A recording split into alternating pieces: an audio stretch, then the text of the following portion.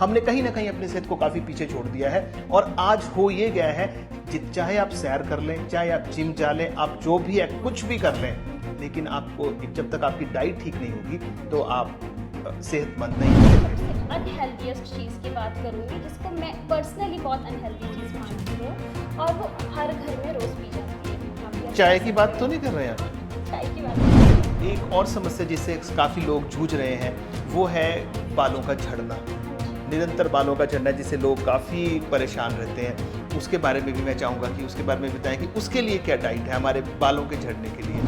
News अडार में आप सभी का स्वागत है। मैं हूं मुनीश सूद और आज मेरे साथ एक विशेष अतिथि हैं जो अपने क्षेत्र की विशेषज्ञ हैं और खान पीन के महत्व को समझाने में माहिर हैं। मेरे साथ हैं डाइटिशियन अनामिका शर्मा, जो हमें बताएंगी कि कैसे संतुलित आहार हमारी सेहत को प्रभावित करता है और किन पोषक तत्वों की हमें अपने आहार में जोर देती है। अनामिका जी, स्वागत है आपका द न्यूज़ अडार में। Thank you so much sir. सबसे पहले तो हम ये जानना चाहेंगे कि ये डाइट जो है इसका हमारी डे टू डे लाइफ में क्या फर्क पड़ता है और ये इसका क्या महत्व है? सर सबसे पहले मैं डाइट के बारे में आपको बताती हूँ। तो जो डाइट होती है मतलब जो हम खाना पीना अपनी रोज़मर्रा की ज़िंदगी में खाते हैं, तो क्या होता है हम जो भी चीज़ें अपनी डेली लाइफ में खाते हैं वही चीज़ें हमारी बॉडी में एब्जॉर्ब होती है और वही चीज़ें हमारी बॉडी का मेटाबॉलिज्म बूस्ट करती है। हमारी बॉडी में बाकी सारी जो चीज़ें होती है जैसे कि एक्सक्रीशन हो रही है उसमें हेल्प करती है, ब्लड फ्लो हो रहा है उसमें करती है, न्यूट्रिशन की एक्चुअली जो न्यूट्रिएंट्स होते हैं उनको एब्जॉर्ब करती है। तो एक अच्छा खाना खाना बहुत ज़्यादा ज़रूरी है। अगर हम जंक खाएंगे, बहुत ज़्यादा फ्राइड, पिज्ज़ा, बर्गर्स, बहुत मैदा, बहुत तला हुआ खाएंगे तो हमारी बॉडी की जो ये सब चीज़ें होगी उस खाने के हिसाब से चलेगी। बहुत ज़्यादा फ्राइड खाएंगे तो ऑब्वियसली ट्राइग्लिसराइड्स बढ़ेंगे, आपका फैटी लीवर बढ़ेगा, आपका कोलेस्ट्रॉल बढ़ेगा। अगर अच्छा खाना खाओगे, फाइबर अच्छा रखोगे, फल खाओगे, सब्जियां खाओगे तो एंटीऑक्सीडेंट्स मिलेंगे। अगर कोई बीमारी है तो वो भी उन्हीं चीज़ों से ठीक हो जाती है। सबसे अच्छी बात ये है। हाँ, देखिए, देखा तो गया है कि ये बातें लोग रोज सुनते हैं, इन बातों को लोग समझते हैं, लेकिन उन्हें समझ नहीं आता है फिर भी कि डाइट, एक्चुअल डाइट क्या है। हम आज आपसे विशेष बातचीत इसीलिए कर रहे हैं कि ताकि आप हमारे दर्शकों को ये समझाएं कि व्हाट इज बैलेंस डाइट। हमने देखा है कि रोजमर्रा की जिंदगी में हम जिस तरह आगे बढ़ रहे हैं, हमने कहीं ना कहीं अपनी सेहत को काफी पीछे छोड़ दिया है। और आज हो ये गया है, चाहे आप सैर कर लें, चाहे आप जिम जा लें, आप जो भी है कुछ भी कर लें, लेकिन आपको जब तक आपकी डाइट ठीक नहीं होगी तो आप सेहतमंद नहीं हो सकते। तो मुझे बताइए कि एक डाइटिशियन का एक इंसान के जिंदगी में क्या रोल है and why it is important. एक डाइटिशियन क्यों जरूरी है हमारे? ठीक है सर, सबसे पहले तो मैं ये बात क्लियर करना चाहूँगी कि जो डाइटिशियन होती है, डाइटिशियन का काम ये सिर्फ यही नहीं होता कि वो किसी का वजन बढ़ाए या वजन घटाए।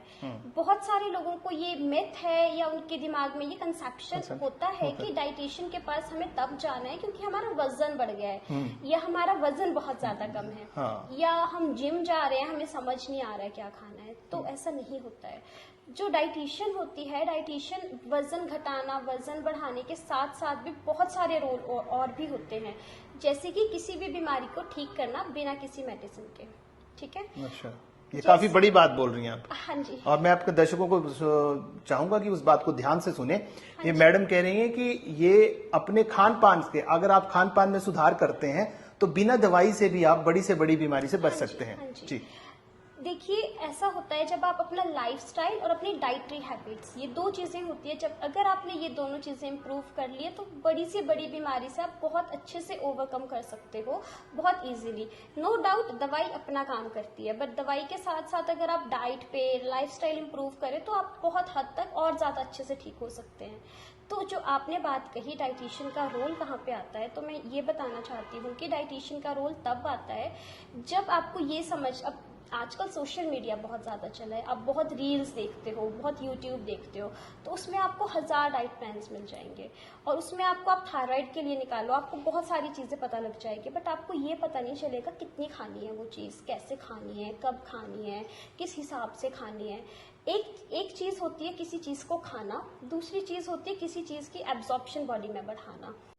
तो इसमें मैं एक सबसे कॉमन एग्जांपल देना चाहती हूँ, विटामिन डी का एग्जांपल।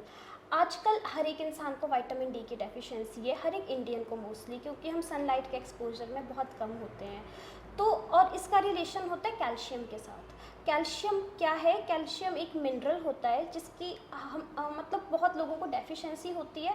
आपने देखा होगा कि छोटा मोटा जैसे कोई बच्चा गिर गया, किसी का एक्सीडेंट हो गया तो हड्डी बहुत इजीली टूट जाती है। तो ये बोन्स को वीक करता है बेसिकली कैल्शियम की डेफिशिएंसी। तो क्या होता है, नॉर्मली लोग बोलते हैं कि हाँ हम दूध पीते हैं, हम दूध भी पीते हैं, हम लस्सी भी पीते हैं, हम कैल्शियम वाली चीज़ें खाते हैं, तो फिर हमारा कैल्शियम कम क्यों है? कमी कहाँ पे है? कमी है कैल्शियम के एब्जॉर्प्शन में। सबसे बड़ी बात, अच्छा, कैल्शियम के एब्जॉर्प्शन करता है विटामिन डी। अगर आप कैल्शियम ले रहे हो और विटामिन डी आपके डाइट में नहीं है तो कैल्शियम नहीं एब्जॉर्ब होगा, वो एक्सक्रीट हो जाएगा, जिसकी वजह से डेफिशिएंसी होगी। तो इसी तरह की बहुत सारी और भी चीज़ें होती है जो हम बैलेंस करके आपके डाइट प्लान में देते हैं। अब डाइट प्लान क्या होता है? अब सबको पता है क्या खाना है क्या नहीं खाना है। बहुत लोग आते हैं, बहुत लोग ये बात बोलते हैं कि जी हम तो घर का बना हुआ खाना खाते हैं, तो हम मतलब क्यों प्रॉब्लम है, हमारा वेट क्यों है, हमें कोलेस्ट्रॉल क्यों है? अब घर का बना हुआ खाना हेल्दी हर एक चीज़ नहीं होती है। अब कोई घर पे छोले भटूरे बना के खा रहा है तो बात तो वही है, अभी फैट तो वही है, फ्राइड तो वही है, कार्ब्स तो वही है। तो बात ये है कि घर का बना हुआ खाना और एक हेल्दी खाना, दोनों चीज़ों में डिफरेंस है। एक तो सबसे पहले मैं डाइट प्लान के बारे में ये बताना चाहती हूँ। Diet plan is all about balancing micro and macro nutrients. ठीक है। तो जो आपका माइक्रो न्यूट्रिएंट्स होते हैं वो होते हैं आपके जैसे वाइटामिन्स हैं, मिनरल्स हैं, ये फॉलिक एसिड्स हैं, ये सारी चीज़ें होती है आपके माइक्रो। एंड मैक्रो में आ जाते हैं जो सबसे इंपॉर्टेंट होते हैं fat, carb, protein and fibre. तो हमारा काम होता है इन सब चीज़ों को एकदम से बैलेंस करना आपके डाइट में। किस इंसान को किस चीज़ की कितनी ज़रूरत है उसकी कैलकुलेशंस करना और डाइट चार्ट में फिलअप करना। तो जो आपका डाइट प्लान होता है वो होता है कैलकुलेटेड, तभी आपको वो जो आपकी बॉडी के हिसाब से चीज़ें जब आप खाते हो तो आपको फ़र्क पड़ता है। जो चीज़ की जैसे एब्जॉर्प्शन होनी है उसके साथ खाओगे तो आपको ऑब्वियसली फ़र्क पड़ेगा। तो ये रोल होता है एक डाइटिशियन का आपकी रोज़मर्रा की ज़िंदगी का। और इसमें सबसे बड़ी बात होती है आयुर्वेदा। तो आयुर्वेदा को बहुत लोग फॉलो करते हैं। सब कहते हैं कि रात में हम दही नहीं खाते हैं, हम सुबह ये नहीं खाते हैं, ये चीज़ हमें गर्म होती है, इस चीज़ से हमें ठंडा होता है। बट जो बेसिक कॉन्सेप्ट होता है आयुर्वेदा का वो होता है बैलेंस करना होता है हमें तासीर को फूड की। अच्छा। सबसे इम्पॉर्टेंट बात। ठीक। तो जो डाइट प्लान बनता है वो न्यूट्रल बनता है, ना किसी को वो गर्म बैठे ना किसी को ठंडा बैठे, तो उस हिसाब से भी डाइट प्लान बनता है। तो ये बहुत इंपॉर्टेंट होता है इन सब चीज़ों को मद्देनज़र रखना और उस हिसाब से किसी भी पर्सन का डाइट प्लान बनाना। और उसमें एक इम्पॉर्टेंट चीज़ ये आती है, जैसे किसी ने मुझसे डाइट प्लान ले लिया तो ऐसा होता है कि कभी कभी लोग बोलते हैं कि हाँ तुमने वेट लूज़ किया था, मुझे भी वेट लूज़ करना है, तो मैं भी सेम डाइट प्लान फॉलो करता हूँ। तो उससे उसको नहीं फ़र्क पड़ेगा। इनफैक्ट कभी कभी ये होता है कि किसी के फॉर एग्जांपल डाइट में मैंने वॉलनट इंक्लूड कर दिया है, दूसरा पर्सन वही सेम फॉलो करना है, उसको वॉलनट से एलर्जी है, तो उसका इम्यून सिस्टम वीक होगा, उसको प्रॉब्लम आएगी। और तासीर की अगर मैं बात करूँ, कुछ लोगों की पित्ता डोमिनेंट बॉडी होती है, कुछ लोगों की कफ़ा डोमिनेंट बॉडी होता है। तो अगर किसी की पित्ता डोमिनेंट बॉडी है तो उसको बहुत ठंडी तासीर वाली चीज़ें दी जाती है। अगर कोई कफ़ा डोमिनेंट वाला इंसान उसको खा ले तो उसका जो कफ़ा दोष है वो और ज़्यादा बढ़ता है, उसको सर्दी, ज़ुकाम, बॉडी एक से सब होना स्टार्ट हो जाएगा। नॉर्मली तो मैंने ये देखा है कि लोग डाइटिशियन के पास तभी दौड़ते हैं जब उन्हें कोई डॉक्टर कोई समस्या बता देता है। exactly. किसी का जैसे किसी को कोई शुगर का पेशेंट आ गया, कोई बीपी का पेशेंट आ जाता है, या किसी की लीवर में कोई प्रॉब्लम आती है, या किसी पैंक्रियाज में कोई, मुझे ऐसा लगता है जब बॉडी डिसऑर्डर्स होते हैं तब वो ढूंढता है कि यार डॉक्टर कहता है अपनी यू कंट्रोल योर डाइट, बोला तो ये जाता है। लेकिन हमने आमतौर पर देखा है कि हमारा शहर जो है बहुत छोटा है, मंडी शहर में, इसमें अगर हम आप किसी को कहते हैं कि यार किसी डाइटिशियन को कंसल्ट करो, तो कोई डाइटिशियन, मुझे लगता है आपके अलावा इस मंडी शहर में कोई डाइटिशियन है नहीं। अगर होंगे भी तो मेरी उनसे अभी हम उन्हें, अगर होंगे भी तो हम शायद उन्हें नहीं जानते हैं। तो देखिए ये कमी है इस शहर में कि लेकिन लोग डाइटिशियन के पास आने से डरते हैं, कहते हैं यार डाइटिशियन पैसे बड़े मांगते हैं। जी, पैसों की बात है कि आप अगर आप पे कर रहे हो, मुझे ये लगता है कि अगर आप मेडिसिन पे इतने पैसे खर्च कर रहे हो, आप मेडिकल टेस्ट्स पे इतने पैसे खर्च कर रहे हो, आपके मेडिकल बिल्स ही आजकल आप नॉर्मल देख लो, अगर किसी को कोई प्रॉब्लम है तो उनका मंथ का मेडिकल बिल 10-15 हज़ार बड़े आराम से बनता है, आराम से जाता है। तो अगर आप उन पैसों को बचा के अपनी डाइट पे खर्च करते हैं तो उसमें बुराई क्या है? सबसे बड़ी बात ये है कि एक तो बीमारियों से बचेंगे। हाँ। दूसरी बड़ी बात ये है कि अगर आप एक चीज़ के लिए खा रहे हो, आपकी 4 और चीज़ें ठीक होगी। बिल्कुल। बॉडी के सेल्स रिपेयर होंगे, बॉडी अंदर से हील होगी, तो इसमें बुराई क्या है? नहीं, बुरा बिल्कुल नहीं है। दरअसल ये है कि जो डाइट प्लान आप देते हैं उसे फॉलो करना, मेरी जैसे आपके कुछ पेशेंट्स थे उनसे मेरी बात हो रही थी, वो कहते जी हमने कोशिश तो की लेकिन हुआ नहीं, लेकिन है बड़ा इफेक्टिव। मैंने कहा फिर आपने किया क्यों नहीं? तो ये हमें ये कैसे आप सुनिश्चित करती हैं कि जो आपके जो क्लाइंट है, आपका जो पेशेंट है उसको फॉलो करे? रिजल्ट्स तो आपके जो हमने देखे हैं वो बड़े अच्छे हैं, अच्छे हैं, सरप्राइजिंग रिजल्ट्स हैं, लेकिन उसे फॉलो करना सब आदमी का, क्योंकि वो इतना कुछ है कि घर में नॉर्मल रूटीन में जो आपकी वाइफ हैं, आपकी मदर हैं, वो उसे फॉलो नहीं करवा पाती हैं। तो आप क्या सलाह देती हैं अभी किस तरीके से उसे, मतलब शुरू में कितना कर ले, बाद में कैसे कर ले, फिर उसको कंसिस्टेंसी उसकी कैसे मेंटेन करनी है? हाँ जी।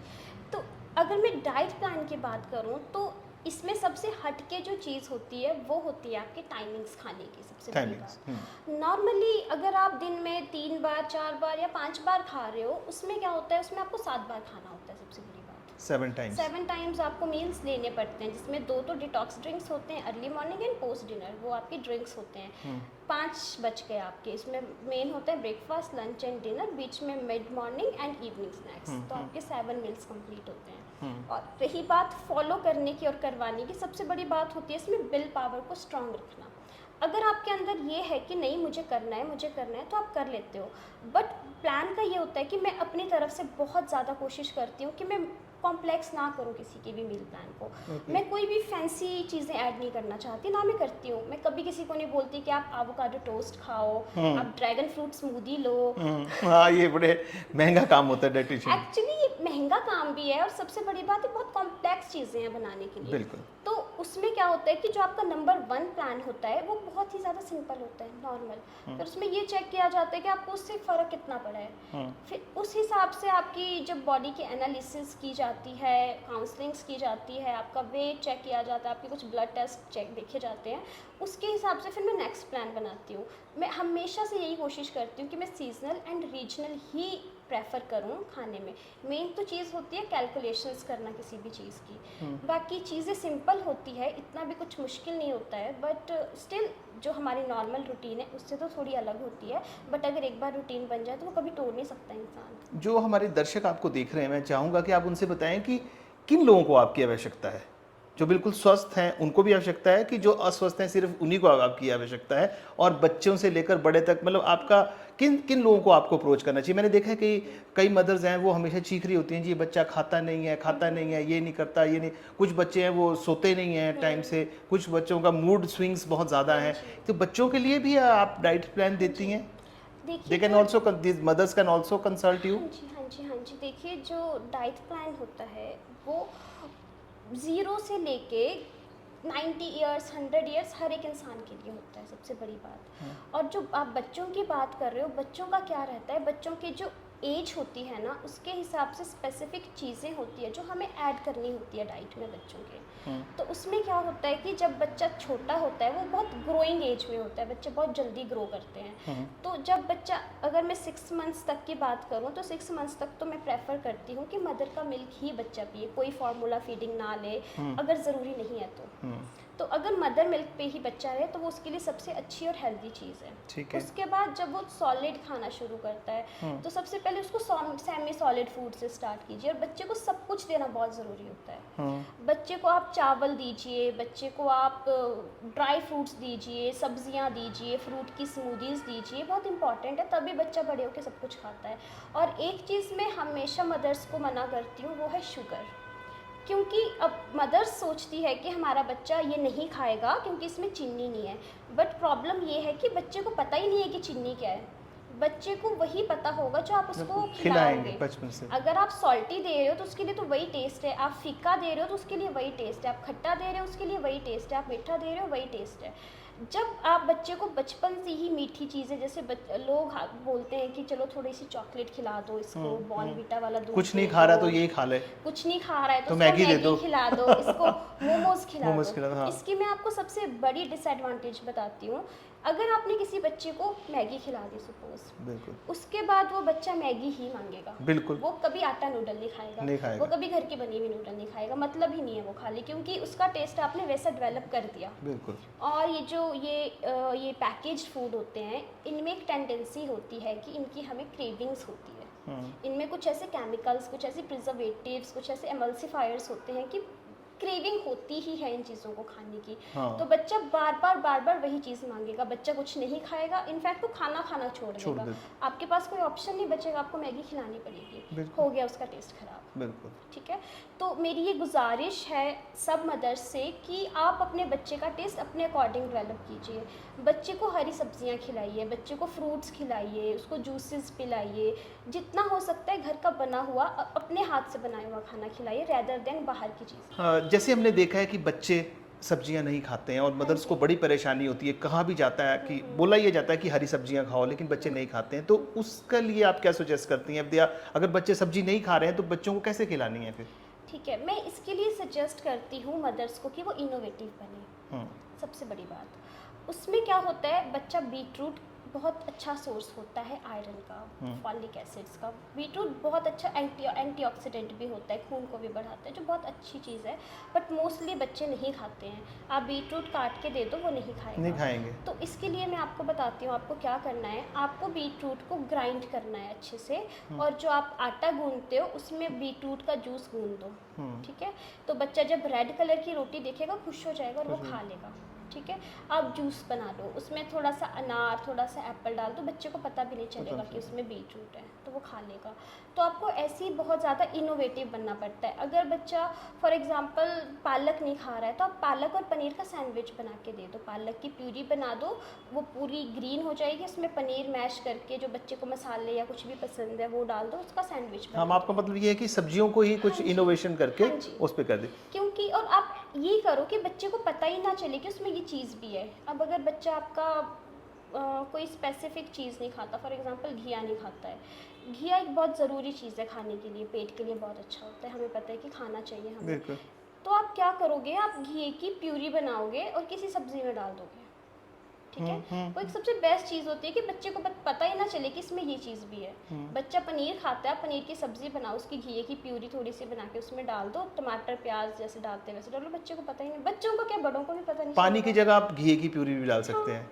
तो देखिए दर्शक को हम कितनी अच्छी बात इन्होंने बताई है कि किस तरीके से प्यूरी डाल सकते हो, जो चीज़ बच्चा नहीं खाता है। अगर बच्चा आपका फॉर एग्जांपल कैप्सिकम नहीं खाता, उसकी प्यूरी बनाओ, किसी भी चीज़ में डाल दो, बच्चे को पता ही नहीं चलेगा, न्यूट्रिशन भी मिल जाएगा। ये बड़ों के लिए भी है, बड़ों के साथ भी जो उनके वाइफ्स हैं, मदर्स हैं, वो एक्सपेरिमेंट इस तरह से कर सकते हैं, इससे सब्जियां भी चल जाएंगी। हाँ, मैं जानना चाह रहा था कि अनहेल्दी फूड की जब हम बात करते हैं, हम डेली अनहेल्दी फूड ले रहे हैं सुबह से लेकर शाम तक, लेकिन आप क्या मानते हैं कि सबसे अनहेल्दी फूड क्या है एडल्ट्स के लिए? देखिए, अनहेल्दी मीन्स सबको पता है अनहेल्दी क्या है। अनहेल्दी पिज्ज़ा अनहेल्दी है, मैदा अनहेल्दी है, समोसा अनहेल्दी है, बर्गर अनहेल्दी है, पर पता होने के बावजूद भी इससे कोई फ़र्क नहीं पड़ता कि ये अनहेल्दी है। तो चलो, ये तो सबको पता है कि ये अनहेल्दी है, बट आज मैं एक सबसे अनहेल्दीएस्ट चीज़ की बात करूँगी जिसको मैं पर्सनली बहुत अनहेल्दी चीज़ मानती हूँ, और वो हर घर में रोज़ पी जाती है। आप चाय की बात तो नहीं कर रहे हैं? हाँ, चाय की बात कर रही हूँ। हाँ। तो चाय एक ऐसी चीज़ है जो हर घर में रोज़ पी जाती है, सुबह शाम, कभी कभी तो 3 टाइम भी पी जाती है। तो इसके बिना तो लोग अगर आप कैमरा के सामने ऐसा बोलेंगे कि चाय सबसे अनहेल्दी चीज़ है, आधे लोग तो ये इस समय मुझे लगता है आपका इंटरव्यू बंद कर देंगे। नहीं, मैं तरीका बताऊंगी चाय पीने का। बताइए। ठीक है, तो चाय के बारे में अगर बात कर ही रहे हैं तो मैं चाय के बारे में कुछ बातें बताना चाहती हूँ। चाय सबसे पहले तो इसकी प्रॉब्लम ये है कि लोग बोलते हैं कि हम फीकी चाय पीते हैं, मीन्स हम हेल्दी चाय पीते हैं। आप मीठी चाय पियो वो तो चलो जहर है, फीकी चाय पी रहे हो वो भी कुछ बहुत हेल्दी चीज़ नहीं है। नो डाउट आप शुगर नहीं ले रहे हो। अब कुछ लोग बोलते हैं जी हम शुगर नहीं लेते, हम शक्कर लेते हैं, कोई फ़र्क नहीं पड़ा कैलोरीज में। शुगर तो एक ऐसी चीज़ है कि चलो उसकी ज़ीरो न्यूट्रिटिव वैल्यू है, शक्कर में फिर थोड़ी बहुत चीज़ें आपको मिल जाती है, थोड़े मिनरल्स मिल जाते हैं, बट स्टिल कैलोरी वाइज तो दोनों ही सेम है, कैलोरीज में कोई फ़र्क नहीं पड़ता इससे। और अगर मैं चाय की अनहेल्दी क्यों है इसकी बात करूं तो मैं ये बताना चाहती हूं कि चाय जब हम पीते हैं तो चाय जब बार बार पानी में उबलती है तो उससे टैनिन निकलता है, एक बहुत खतरनाक कंपाउंड होता है जिसको हम टैनिन कहते हैं। टैनिंग? हाँ, टैनिन। एक होता है caffeine, TANIN। TANNIN। TANNIN, okay. तो एक होता है कैफीन। कैफीन, कैफीन सबको पता है हैबिट फॉर्मिंग है। बिल्कुल। अगर किसी को हैबिट है, जब तक आप वो नहीं लोगे आपके ब्रेन को स्टिमुलेंट नहीं करेगा। वो एक्चुअली एक स्टिमुलेंट होता है, चाय एक स्टिमुलेंट होती है, आपके ब्रेन को स्टिमुलेंट करती है। तो आपके पास वो होता है कि नहीं मुझे एक कैफीन किक चाहिए, इसीलिए चाहिए होती है क्योंकि वो ब्रेन को स्टिमुलेंट करती है। तो जब चाय बार बार पानी या दूध में उबाली जाती है तो वो बहुत अनहेल्दी बनती है आपके कंजप्शन के लिए। सबसे बड़ी बात वो क्या करती है, वो आपका आयरन एब्जॉर्ब नहीं होने देती, आपके आयरन एब्जॉर्प्शन में हिंडर करती है। Okay. जो लोग चाय ज़्यादा पीते हैं उनका HB मोस्टली कम होता है क्योंकि Okay. वो आयरन एब्जॉर्ब ही नहीं कर सकता। ओके। खाना खाने के बाद स्पेशली चाय नहीं पीनी चाहिए क्योंकि आपने जो खाया हुआ है उसमें जो आयरन है या और भी न्यूट्रिएंट है वो नहीं एब्जॉर्ब करने तो देंगे लोग इस चाय। क्रेविंग को कैसे कम करें? लोग कहते हैं जी ग्रीन टी पी लो। ग्रीन टी तो हर जहाँ पे भी बोलो जी I am taking green tea, मैं दिन में 4 बार, even green tea is harmful. Green tea is okay, आप ग्रीन टी पी सकते हो। ग्रीन टी भी 2 टाइप्स की होती है, caffeinated and non caffeinated. Non caffeinated P रहे हो कोई बात नहीं, बट हाँ किसी को कैफीन किक चाहिए, उसको चाहिए ही चाहिए, तो चाय पीने से अच्छा आप कैफिनेटेड ग्रीन टी पीजिए, उसमें आपको ज़्यादा बेनिफिट मिलेगा एज कम्पेयर टू चाय। आपका मतलब ये है कि जब पत्ती, जो चाय की जो पत्ती है, लीव्स हैं, वो जब उबलते हैं तो दे आर हार्मफुल। हाँ, तो दे आर हार्मफुल। जब वो लोग गरम गरम पानी में डिप कर देते हैं वो कम हार्मफुल है। हाँ, वो कम हार्मफुल है। और इसके एक और मैं आपको साइड इफ़ेक्ट बताती हूँ। जो ये चाय होती है ये आपकी हड्डियों को कम कर वो नाजुक गलाती करती है, गलाती है। अगर आपकी तासीर वो पित्ता डोमिनेंट है तो आपको बार बार अल्सर्स की प्रॉब्लम करेगी, इनफैक्ट स्टमक में अल्सर करेगी, एसिडिटी करेगी, गैस करेगी, डायबिटीज़ करेगी अगर मीठा खाते हो तो क्या ज़रूरत है इतनी प्रॉब्लम्स को, इतनी बीमारियों को दावत देने की। तो अगर फिर भी कोई चाय पीना चाहता है, किसी को बहुत पसंद है, तो मैं ये प्रेफर करती हूँ कि आप हल्का सा पानी लीजिए और उसमें दूध डालिए और उसमें आपको जो भी स्पाइस पसंद है, फॉर एग्जांपल अजवाइन, दालचीनी, क्लोव, इलायची या कोई भी मसाला जो आपने मिक्स बनाया हुआ है उसको उबालिए उसमें, उसको मग में पोर कीजिए। डिप वाली जो भी टी आती है वो उसको लीजिए। डिप कीजिए। हाँ, जस्ट फॉर द फ्लेवर। हाँ, और just for basic the flavour and just for the satisfaction, Satisfaction. T satisfaction के लिए उसको पीजिए। वैसे- वो आपको इतना हार्म नहीं करेगी जितना चाय को बार बार उबालना आपको हार्म करेगा। चलिए नमिका जी आगे बढ़ते हैं। हम जानना चाहेंगे कि आपकी डाइट से क्या diabetes, bad cholesterol, fatty liver, ulcers, इन चीज़ों का भी आप क्योर कर सकती हैं अपनी डाइट से? हो सकता है कि हमें मेडिकेशन पर ही रहना पड़ता है? नहीं, देखो मेडिकेशन का मतलब होता है सिम्टम्स को क्योर करना एक तो, ठीक है।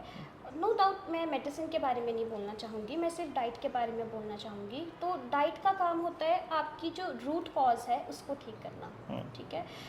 मेडिसिन बहुत जल्दी आपको असर देती है, डाइट थोड़ा स्लो है, थोड़ा टाइम लेगी, बट असर देगी आपको। लॉन्ग result लास्टिंग दिखेंगे। रिजल्ट्स होंगे। आपको लॉन्ग लास्टिंग रिजल्ट्स दिखेंगे।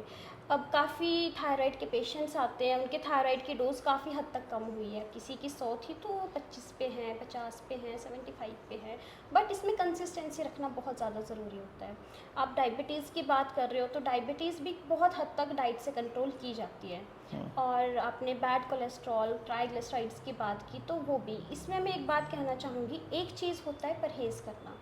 सबको पता है कि मीठा नहीं खाना है डायबिटीज़ में, ठीक है, सबको पता है, सब लोग कर रहे हैं परहेज़ की, ठीक है हमें डायबिटीज़ है मीठा नहीं खाएंगे। दूसरी चीज़ होती है वो चीज़ें खाना जिससे डायबिटीज़ ठीक हो, है ना, दोनों में डिफरेंस है। अगर मैं बोलूँ कि ठीक है आप मीठा खाना छोड़ दो तो आपकी डायबिटीज़ उस स्पीड से क्योर नहीं होगी, वो सिर्फ ठीक है मैनेजेबल है, ना बढ़ रही है ना घट रही है, मैनेज हो रही है। अगर आपको घटाना है तो आपको फेनुग्रीक सीड्स खाने पड़ेंगे। ये सिर्फ एक छोटा सा एग्जाम्पल है कि मैं क्या कहना चाह रही हूँ। तो परहेज़ करना अलग है, परहेज़ के साथ साथ वो चीज़ें खाना बहुत ज़रूरी है जिससे उस बीमारी का क्योर होगा। तो इस हिसाब से आपकी डाइट चलती है। हाँ, मतलब आपका कहना है कि अगर आप अपनी डाइट को ठीक कर लें तो काफ़ी हद तक आप काफ़ी चीज़ों से बच सकते हैं। मतलब मेडिकेशन में तो अर्ली रिजल्ट है, लेकिन जड़ से अगर आपने ख़त्म करनी है, क्योंकि हम अगर सेहत की भी बात करते हैं, जिम की, अगर कुछ लोग लड़के जिम में जाते हैं या एक्सरसाइज करते हैं तो वहाँ भी ट्रेनर यही कहते हैं कि 80% is your diet and 20% is your exercise.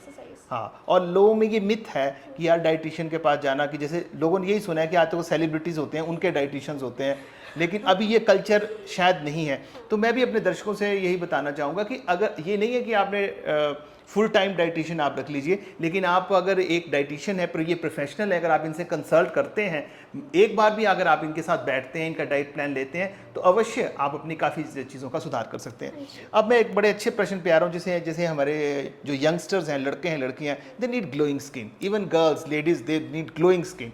तो डाइट से ग्लोइंग स्किन आ सकती है? ऑब्वियसली सर, बहुत अच्छे रिजल्ट आते हैं डाइट से। तो ऐसा होता है कि कुछ लड़कियों की मैरिज होती है तो दे वांट ग्लो, ठीक है, चलो प्री ब्राइडल कराना है, फेशियल कराना है, वो एक अलग चीज़ है। बट अगर आप नेचुरल ग्लो परमानेंट चाहते हो, परमानेंट ग्लो चाहते हो, नेचुरल ग्लो चाहते हो, तो उसमें डाइट का बहुत बड़ा रोल होता है इसमें। तो उसमें मैं आपको एक स्मूदी बताना चाहती हूँ आज। तो आप उसको रोज़ पीजिए एंड विद इन 14, 15 या 16 डेज आपको कुछ तो रिजल्ट मिलेगा उसका। दर्शक ध्यान से सुने, खासकर लड़कियाँ।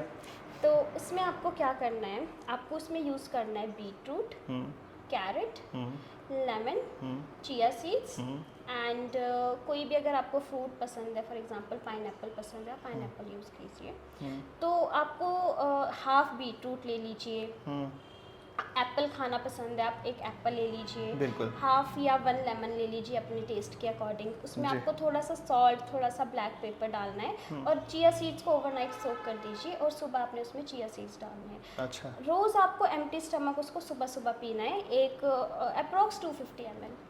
250 ml इज सफिशिएंट, बस इतना, एक हाफ अ ग्लास। हाँ, इतना पीना है आपको। प्लीज़ शुगर अवॉइड कीजिए, मैं शुगर को कभी इतना तवज्जो नहीं देती हूँ, तो शुगर आप अवॉइड कीजिए उसमें। शुगर आप का अल्टरनेटिव शक्कर और हनी हो सकता है? हाँ, शुगर का अल्टरनेटिव हो सकता है, हनी भी हो सकता है, शक्कर भी हो सकता है, एक अनप्रोसेस्ड शुगर जिसको हम देसी खांड बोलते हैं वो भी हो सकता है। बट स्टिल कैलोरी वाइज सारी चीज़ें सेम है। तो अगर आपको फिर भी है तो आप हनी थोड़ा सा ले सकते हैं। बट हनी में भी वही है कि थोड़ी वो प्रिजर्वेटिव्स और ये थोड़ी काफ़ी ज़्यादा अडल्ट्रेशन बहुत ज़्यादा हो गई है। अगर प्योर हनी है तो आप बेफिक्र होके वो कंज्यूम कर सकते हो, कोई दिक्कत नहीं है। तो उसको आपने सब चीज़ों को ब्लेंड करना है एंड जैसे जूस बनाते हैं आपको वैसे बनाना है। बट एक चीज़ का ध्यान रखना, आपको उसको छानना नहीं है। अच्छा, छानना नहीं है। बिना सीविंग के उसको पीजिए एंड फिर रिजल्ट देखिए। एक और समस्या जिससे काफ़ी लोग जूझ रहे हैं वो है बालों का झड़ना। हाँ जी। निरंतर बालों का झड़ना, जिससे लोग काफ़ी परेशान रहते हैं।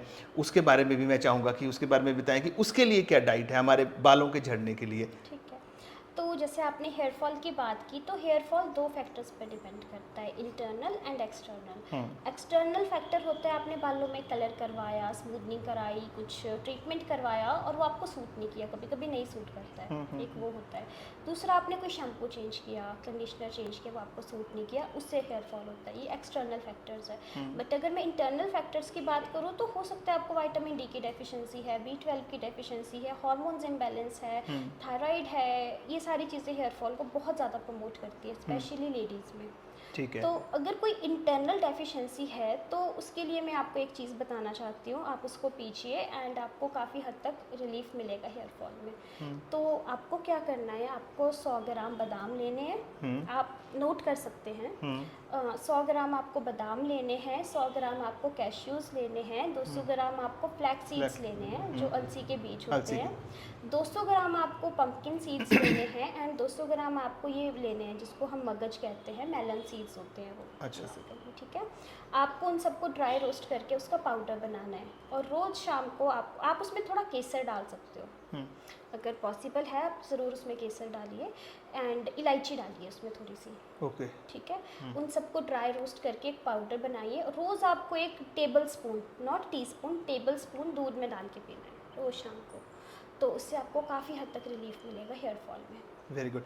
और एक और जो चीज़ें लोग करते हैं, जैसे पतला होने के लिए लोग क्या करते हैं कि रोज़ सुबह उठ के नींबू पानी पीते हैं शहद डाल के, या वैसे ही पीते हैं, गर्म पानी में पीते हैं, कई चीज़ें लोग सुबह एक्सपेरिमेंट्स करते हैं, जिसमें शायद मैं भी इंक्लूडेड हूँ।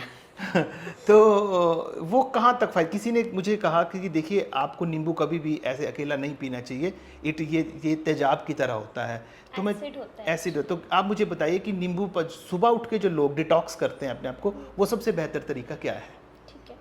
सबसे पहले तो अगर आपने नींबू की बात की तो मैं उसके बारे में ये बोलना चाहती हूँ कि अगर आपको एसिडिटी की प्रॉब्लम है, आपको एसिड रिफ्लक्स होता है, बार बार आपके पेट में तेज़ाब या एसिड बनता है, आपको डाइजेशन की प्रॉब्लम है, आपको अर्थराइटिस की भी प्रॉब्लम है, तो सुबह उठ के नींबू मत पीजिए। ओके।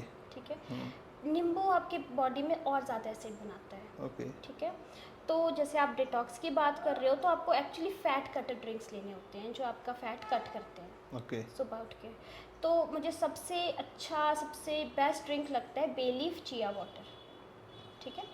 आपका तेज पत्ता होता है, आपने उसको क्या करना है, ओवरनाइट एक तेज पत्ते को पानी में इन्फ्यूज़ कीजिए, उसको फिर सुबह उठ के उबालिए और चिया सीड्स को एक साइड भिगोने रख दीजिए आधा चम्मच। ठीक है। वो स्वेल हो जाएंगे, वो तेज पत्ते को आप उबालिए थोड़ा सा, उसमें मग में डालिए, उसमें उसको थोड़ा सा ठंडा कीजिए, फिर उसमें चिया सीड्स डाल के पीजिए। सबसे बेस्ट फैट कटर। ये पीना चाहिए और नींबू को अवॉइड करना चाहिए। हाँ, नींबू भी आप ले सकते हो, नींबू वो नहीं है, बट जिनको एसिडिटी की प्रॉब्लम है या जिनको अर्थराइटिस है वो उनके लिए। नींबू अवॉइड कीजिए। बाकी आपको लेमन पीना, आप लेमन जिंजर वाटर पी सकते हो, जिंजर और लेमन को साथ में पीजिए, वो काफ़ी अच्छा होता है। ऐसे भी आप नॉर्मली लेमन पी सकते हो, कोई दिक्कत नहीं है, बस इस चीज़ का ध्यान रखना पड़ेगा कि वो आपको सूट करे। बहुत लोगों को लेमन नहीं सूट करता। एक हेल्दी लाइफस्टाइल के लिए आप हमारे दर्शकों को एक मील प्लान बता दें कि किस तरह से उनको, अगर वो ये भी फॉलो कर ले तो अगर आपके पास आने से डरते भी हैं कि यार पता नहीं क्या बता देंगी मैडम आके, हमारी क्या डाइट बता देंगी, किस चीज़ में बांध देंगी, तो ताकि वो एक हेल्दी लाइफस्टाइल जी सके। ठीक है। तो ये मैं जनरली बता रही हूँ, हो सकता है आपको फ़र्क पड़े, हो सकता है बॉडी टू बॉडी डिपेंड करती है चीज़ें, मेटाबॉलिज्म टू मेटाबॉलिज्म डिपेंड करती है। तो अगर आपको फ़र्क जनरल पड़ता है तो general well and good, by chance नहीं पड़ता है तो अगर आपको फ़र्क नहीं पड़ता है तो आप अनामिका जी से मिल सकते हैं। अनामिका जी अपना ये क्लिनिक चलाती हैं, वो मंडी के लोगों के लिए मैं बता दूं कि सौलीखंड में इनका क्लिनिक है और किस नाम से, न्यूट्रीडॉक्स। न्यूट्रीडॉक्स के ही नाम इज से द है, क्वीन। नियर अमर गेस्ट हाउस। तो यू कैन कॉन्टैक्ट हर। नीचे देखिए इनका फ़ोन नंबर भी हम डिस्प्ले कर रहे हैं, तो आप इनसे कॉन्टैक्ट कर सकते हैं। तो एक हेल्दी, हाँ जी। सबसे पहले तो जैसे मैंने पहले बताया 7 मील्स एक दिन में होना। ठीक है। तो मैं आपको एक एक करके 7 मील्स बताती हूँ। सबसे पहले ये नॉर्मल वेट लॉस और फैट लॉस का ही है। तो जो मैंने आपको ड्रिंक बताया, सबसे पहले सुबह उठ के bay leaf chia water 1 glass, approx 200 ml काफ़ी है, ठीक इतना है। आप ले सकते हो, 150 to 200 ml। उसके बाद ब्रेकफास्ट का टाइम आता है। ब्रेकफास्ट आप लिक्विड बेस्ड रखिए, कुछ भी मिल्क शेक पीजिए। आजकल तो वैसे ही समर्स है, बहुत सारे ऑप्शंस है, बहुत अच्छे अच्छे मिल्क शेक्स होते हैं, वो आप घर पे खुद बना के पीजिए। क्योंकि और मिल्क उसमें शेक बहुत हार्मफुल होता है जो जिन फैट मोटे लोगों के लिए।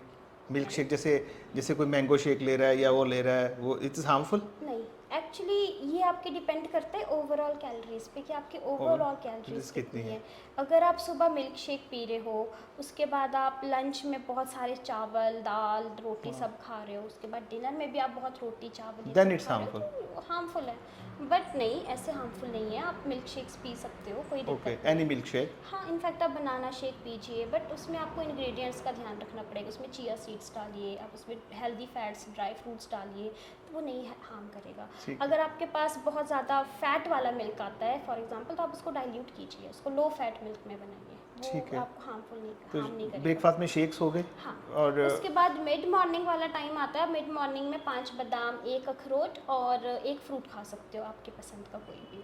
उसके बाद हम लंच पे आए तो लंच बेसिक रहता है। लंच में ज़रूरी होता है 1 बाउल सैलेड खाना, या तो रोटी खाइए या तो चावल, दोनों चीज़ें साथ में नहीं खानी है, ठीक इसका है। आपको ध्यान रखना। और दही ज़रूर पी लीजिए। ठीक है।